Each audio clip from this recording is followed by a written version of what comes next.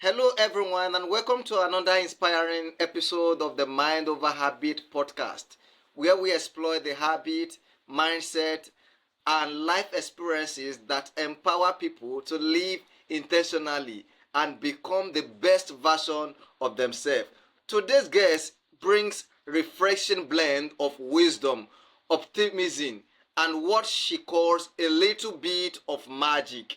Terry Bean is an author, speaker, life and executive coach, entrepreneur, and creator of the children's book Abracadabra. Her mission is simple but powerful, helping people, especially children, discover the magic within themselves and realize that happiness is not something they find, it is something they create. Uh, Throughout her life, Terry has reinvented herself multiple times, navigating personal and professional transition, built businesses, coached individuals, uh, and now dedicated her work to helping others live within greater joy, confidence, and purpose. Terry, welcome to Mind Over Habit podcast. Thank you, Moses King. How could you not love that name? What a great name. Thank you so much. So thank you so much. Thank you for the And look at compliment. that smile. Thanks for the compliment. It's fantastic. Of So, course. Terry, you Happy to be here and happy to share some of my wisdom with your audience. Hopefully they'll appreciate it. I'm glad you are interested, so much interested in this show, honestly. So I'm glad you are here. So, let's start the conversation like this. You have won many art throughout your life, entrepreneur, business owners, coach, caregiver, authors, and speaker. Take us back to the beginning. What experience shaped the person we see today? Like the Terry Bean we see. So what experience? Can you take us back to those moments? Who is Terry Bean? That is the question. So Terry Bean came from a blended family. So blended means when two parents kind of, they come in, they marry each other, they've been divorced before, and I had siblings, right, from each parent. So, but I was their only child. And I think this is where everything stems from. I think it stems from my my need to want peace, my need for things to be happier than I perceived them to be at the time, because there was a lot of angst within their respective divorces, and then with bringing children in, the whole thing. I mean, we all know, or many, many more of us now know what that feels like versus like 1963, where blended wasn't even a term. So I think that's where, honestly, Moses, a lot of my foundation of keeping kind of lighter and more positive and enjoying what, was in front of me and looking for the joy in things. Yeah. All right. So, Terry, I was fascinated by the story you shared about playing Mother Nature as a child and receiving those symbolic rose-colored glasses. So, you often say you have viewed life through those glasses ever since. What does that perspective mean to you today? I always go back to, I don't know how many of you guys remember your teachers' names, but it's pretty incredible when you do. So that's fourth grade, and it was Mrs. Liebert, and she decided to have me up on stage as Mother Nature. I always like to say I have a close connection to Mother Nature when things go a bit awry with our weather. But anyway, I had that experience, and yeah, I was on stage in a very messy, polluted world and came out the other side. They had me dressed in this beautiful dress with the rose-colored glasses, and already remember, I mean, it's fourth grade, so I had already experienced a lot of stuff going on in my family. And then I think it just validated my view and what lens I was looking through my life through. And I recognized at that point that it really is a choice of what lens we choose to perceive things through. And that's been the lens through most of my life. I mean, not to tell you, I've been through a huge amount of ups and downs in my life, and some tragedies for sure. And I always kind of find, even within the tragedies, that there's a lesson to be learned. And that lesson onto itself is the gift, Moses. That's how I perceive things. All right. So, many people face fear change, yet your story is filled with reinvention. You have moved across states, challenged careers, built businesses, and embraced entirely new chapters. What has reinvention taught you about personal growth? Well, it's definitely trusting myself and trusting ourselves to know that we're in the right place at the right time. Even if it doesn't feel great, there is a reason why we go through these things. And a lot of it is because of the learning of it, right? Yet, it's not only the self-reliance that I found is really important, is patience. I'll give you an example. Right now, I've got my book, Abracadabra, and then I also have the Inner Magic Club. Now, the Inner Magic Club is going to be an interactive platform, right, where the book is literally coming alive. Well, this is going to take a lot of financial wherewithal that right now I have to raise funds for. So I can't start things tomorrow, right? It's not going to happen. So what do I have to do? Well, work on different things and stay consistent and show up and continue from that belief that it will happen, yet not get impatient or get super attached to timing or anything else in terms of the how. So for me, I think, stepping into new things all the time, I kind of, when I step in, I realize, okay, I need to stay very, very present to this moment, not to what happened in the past, not to what I think is going to happen in the future, but truly this moment now, what am I doing? And not wanting to do or be or have something else other than what I am doing. This is a big, I think it's a big trap that a lot of people get in, Moses. They want things to be different than what they're doing right now. And if we stay super present in the right now and have fun, which is one of my most important things, in the right now, it just things start to come to us really easily and effortlessly. And through my life, I think you'll probably ask me about my mantra too. My mantra, which is, everything is always working out for me, is something that I kind of say consistently. And I believe, and I've been taught this, that a belief is just the thought you keep thinking. So keep thinking those thoughts that make sense and make us feel good and, we can play with and have fun with. I could go on and on, Moses, so I'm going to leave you to ask me a question.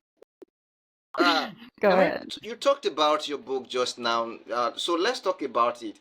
You first wrote the story years before publishing it. So, what inspired Abracadabra, and why was now the right time to bring into That's a funny question in the way you're asking it.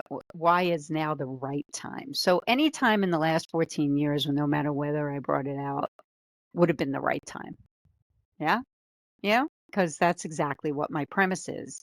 It just so happens that it's now. And what happened for me is through those 14 years, you had your life's ups and downs. I mean, the reason why I wrote it to begin with is there was a lot of cynicism around me at that point. So Danny, who's my character in the book, I believe, and people have said to me that it's kind of me, because I had some of the angst, like I communicated before, and I would step out of the elevator in my apartment building and listen and hear it.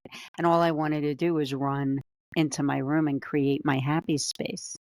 Well, Danny, all she's doing is running down to the lake to try and find her peaceful place. And I think that's what most of us are looking for, right? We're looking for peace, we're looking for happiness.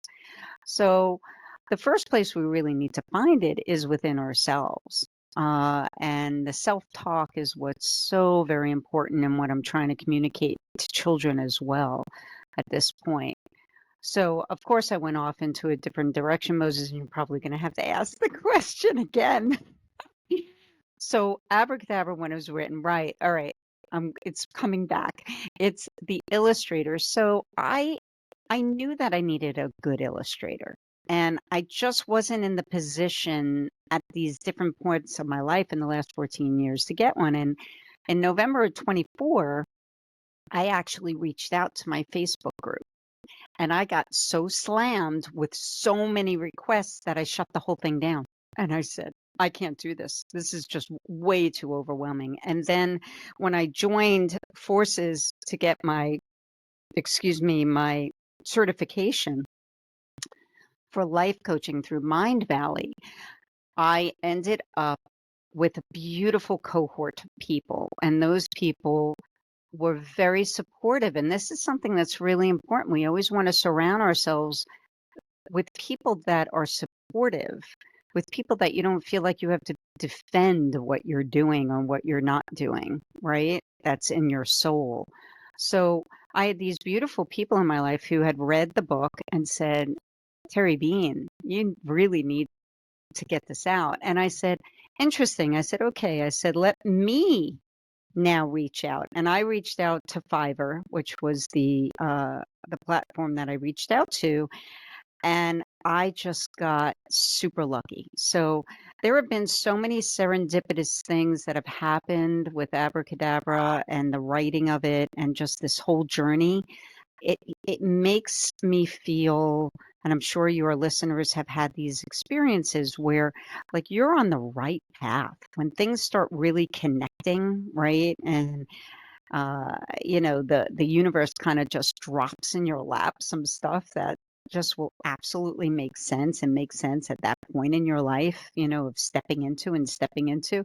It's super fun. That's when we know that we're kind of playing in the right field or we're on the right path. And that's how I feel with Abracadabra and the Inner Magic Club. And, I hope that your audience really takes the time to look at it, decide to become founding members, which they can be at no cost. And then they get the platform once I launch it for free.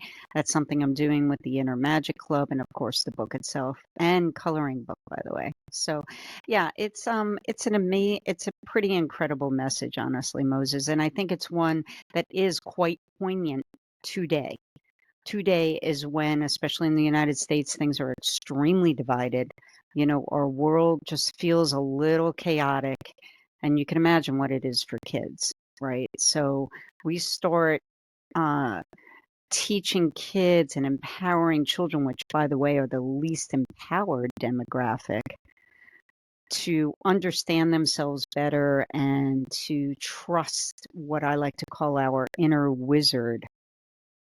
Children will grow up to be happier, and most definitely, from what I have seen, happier people are typically kinder people, and they'll be more connected to themselves and others around them. And that's the kind of world I want to create, live in, and leave, right? Yeah. All right. So let's talk about the other book. That is magic within. So one phrase that appears throughout your work is helping people discover the magic within themselves. So what does that mean particularly? And how can someone recognize that inner magic? So I've come to the conclusion, Moses, that we all have that inner voice, and that inner voice is really ourselves, right? So when we make best friends with that inner voice, that's the magic. That's the magic within. We treat ourselves well, we treat others the way we would treat ourselves, right? The golden rule. And we are more grounded and trusting and more curious. We're not trying to compete as much or one up each other, as I like to say, and a lot of people are in that mindset right now, especially with Google and artificial things that, you know, we're thinking that we're smarter than the next person or brighter or whatever. Listen, I've met millionaires, billionaires, it doesn't matter. And many of them are not happy. So this journey that we're all on called the game of life is not about money. It really isn't. It's about what I feel is understanding ourselves more, feeling more grounded with ourselves, enjoying the moments, the present moment that we have. I mean, I can go on, yet, there are different circumstances, no doubt, that can be challenging. I have one in myself. I caretake my 92-year-old elderly mom. It's a massive challenge, guys. And I know that all the women out there who are listening to this really get that, because women and their mothers have very different relationships, and moms truly know how to push buttons. And they do, because guess what? They installed them. They installed those buttons. So yeah, they push them. So it becomes challenging. So what do I do? I mean, there's many, many tools that I've used through my life to be now able to be in this position to care for her and take her through her transition at this time in her life with dignity and with love and support and a lot of fun.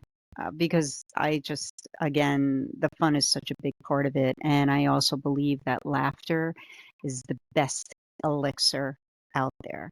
You have something going on in your life, you have something challenging, you have a person who's just like losing whatever it is.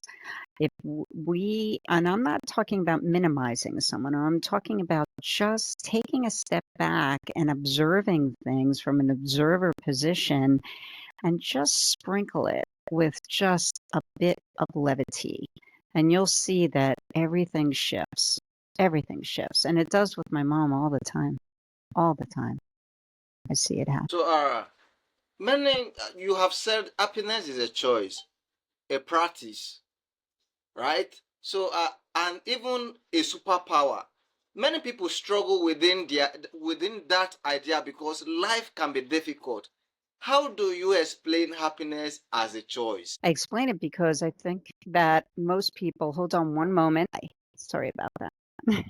Okay, so my apologies. So bring me back. Sorry about that. Happiness, choice, right. Okay. More often than not, we're looking at happiness as coming from the outside of us.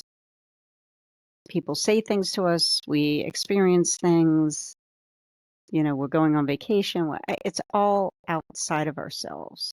And that's why I talk so heavily about inside, about our self-talk.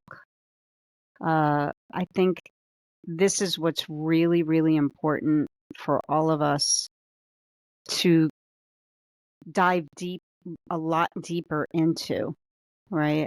And I think once we get situated and connected to our best friend inside of us, then yeah, we are happier. We're definitely happier. Once we start trusting ourselves, once we build our self-confidence, and all of these things lead to a child for sure, and even an adult as time goes on, but a child can step into their adulthood and with full potential, full potential. So because it's the doubt that we have in ourselves and our abilities that also cause trepidation and a lot of unhappiness. So, Terry, you encourage people to find their happy place. So, what exactly is happy place, and how can people reconnect with it when life becomes stressful or overwhelming? Well, it's similar to the last question, honestly, Moses. So you know, happy place, happiness, just kind of finding the uh, the joy and the gift in our moments that we have on this planet is really important. I mean, listen, if someone's going through a super challenging time, what I always say to people is number one, breathe, because breathing is really, really important. And just take a breath, step back, become that observer, then name these emotions you're going through, yet get out of your own way by instead of being in your head all the time, go out. If nature's something you're into, if you have pets in the house, whatever it is, you know, place your attention and place your focus on those things that bring you joy. And when you do that, what happens is, I'm not saying that the problem is just going to go away, but when you go back to it, you're going to see it through a different perspective, typically. Okay. If we hold on to the things that are bothering us or somehow in a blame situation, a blame game, this causes terrible strife in someone's life, and it also causes a lot of angst and conflict. So one thing that people can do is just step into responsibility. We're all responsible truly for our own happiness. It's not coming from the outside. It's not coming from our husbands or kids or whatever it is. It really isn't. It's coming from within. So when we get that and we start to truly resonate with ourselves, it's a different life that people will lead. People will lead a very, very different life. You know, I talk about other people's opinions a lot, and children, especially, as you can imagine, with social media and all, and adults too, we're all looking on at the outside of us, right? For the accolades and for the acknowledgement and recognition. Well, let's start looking within and acknowledge ourselves, and let's start building that confidence. And again, once we do that with our children, those are the kids that become the adults that are actually running this world, you know. And I just foresee a very different world if you teach them differently, you know. Yeah. So, one of your key themes is helping children keep their light. So, why do you believe so many children lose confidence as they grow older? And what can parents do to help them? Couple of things. I have different tools that families can use as a whole, but I will give you one here. But you know how adults love children. We love, especially babies, because babies still have that light, right? They still just. So what happens is in life, I think, you know, we project a lot on our kids as adults, and a lot of our fears and our angst through our lives are projected on children, and then children grow with that formula in their brain, right? In terms of what their parents reacted to and how their parents reacted. That's why I talk a lot about adults being, you know, excellent examples. Lead by example. Always think about that. And I don't care if you're a parent or not. I mean, we all as adults ought to be leading by example. And kids start to lose that, I believe, because of many, many, many things. But of course, one of the heaviest things is social media. Another thing is just the competitiveness that they see. And parents, of course, some who live vicariously through the children, you know, especially if they're an athlete or something like that. It gets very, very exciting. Yet, for us to get super grounded and share with a child how important they are as a person, that their emotions are important, that whatever they're going through at whatever moment in time that person who's their caretaker is acknowledged. This goes for, by the way, whether you have children, whether you're just you and your spouse. Acknowledging each other's emotions are really, really important.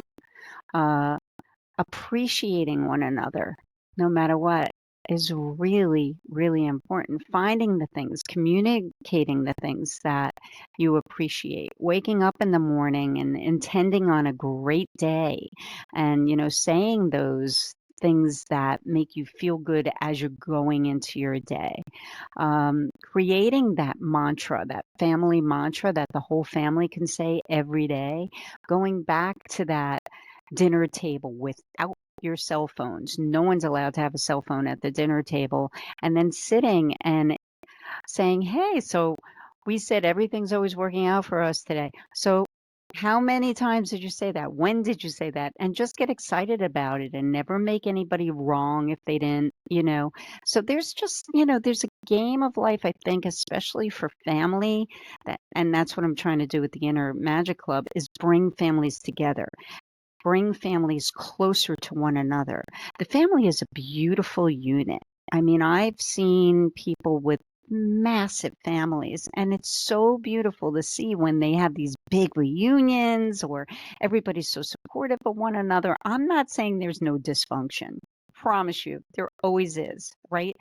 But do you focus on that? No, right? You isolate it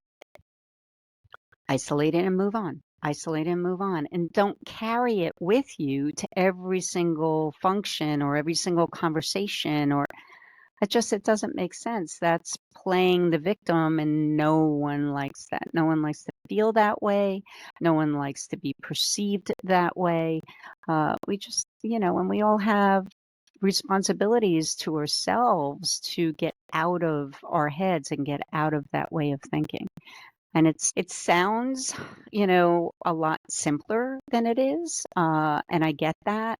But then again, it's not a lot simpler than it is complicated. Terry, that is so deep, honestly. So deep. So let me ask, let me digress a bit. So as a life and executive coach, you have worked closely with people from different backgrounds.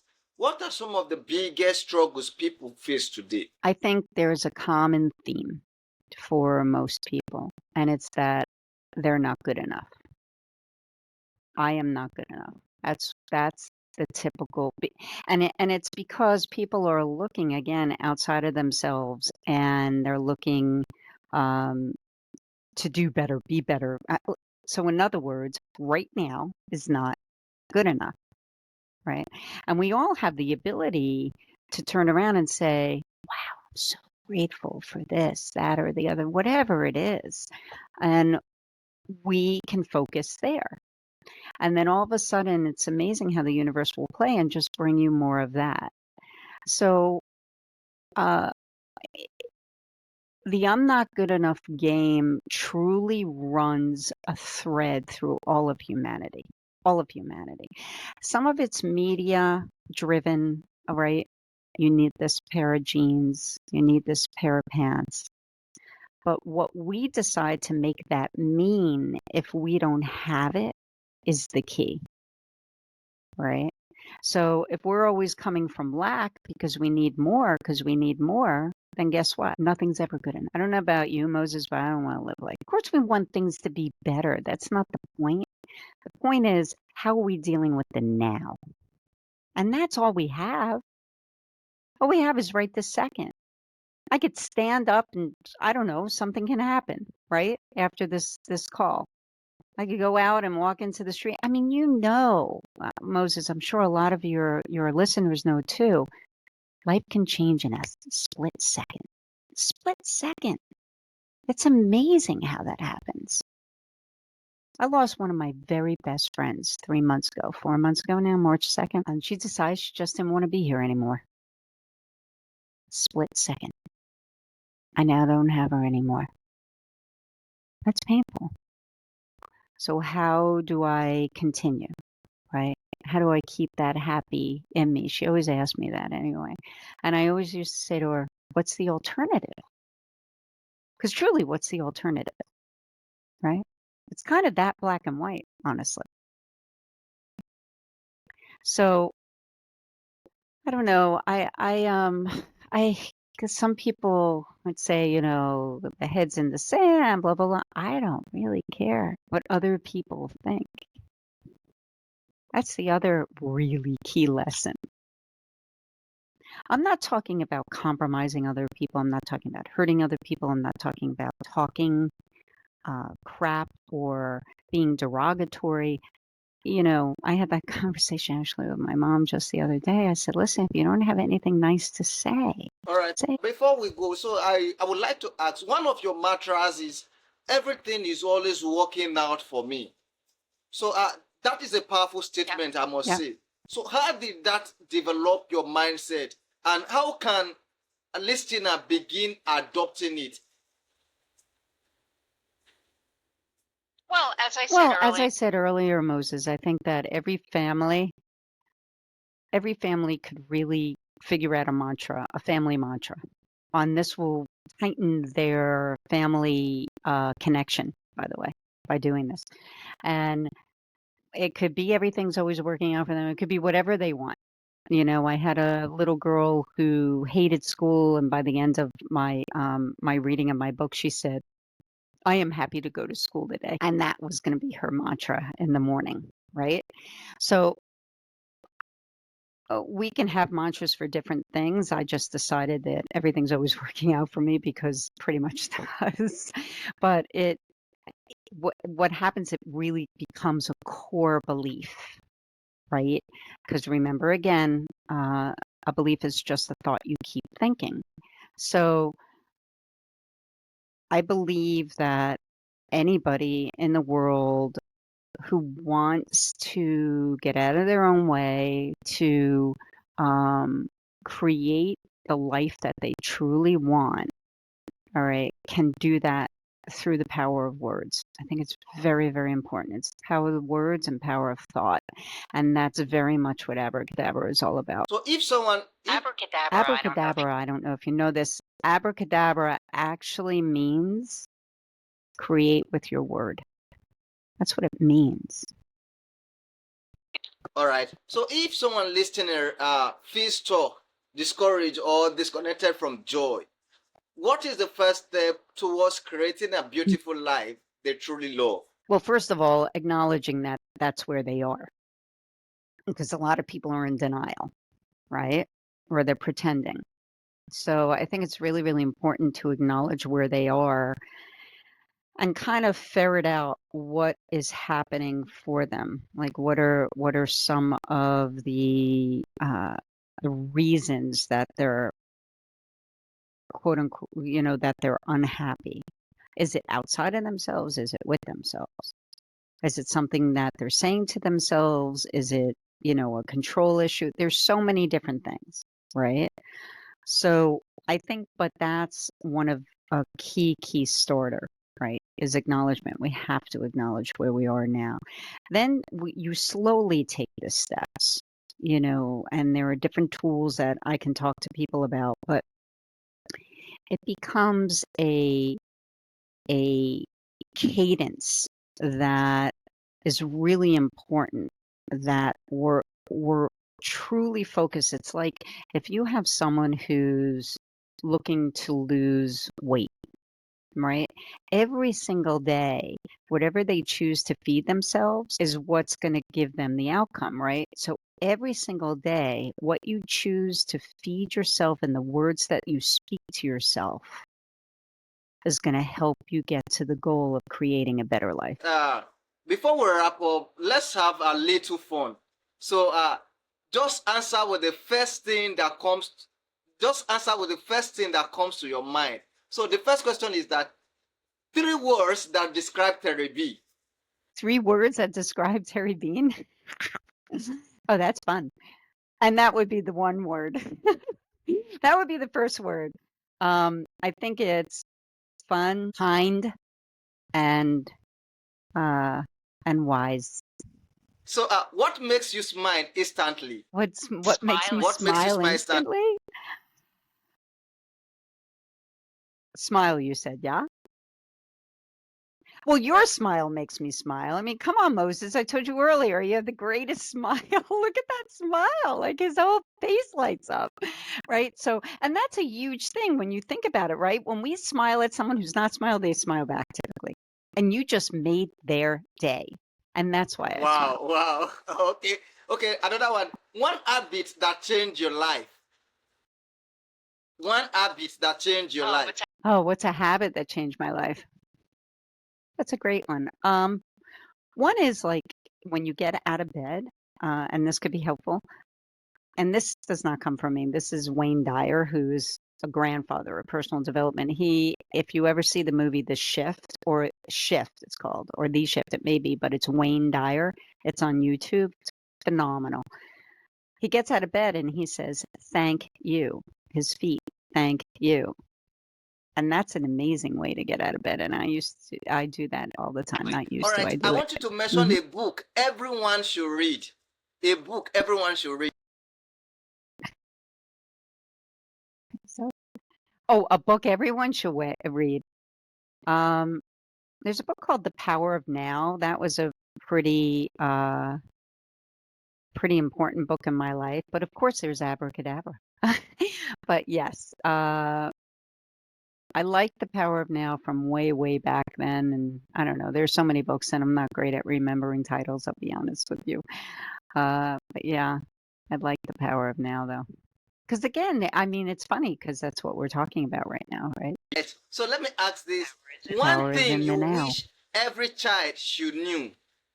One thing. One thing I wish every child should know or should know. Okay. That they are the gift unto themselves. So what one thing you wish every adult remembered?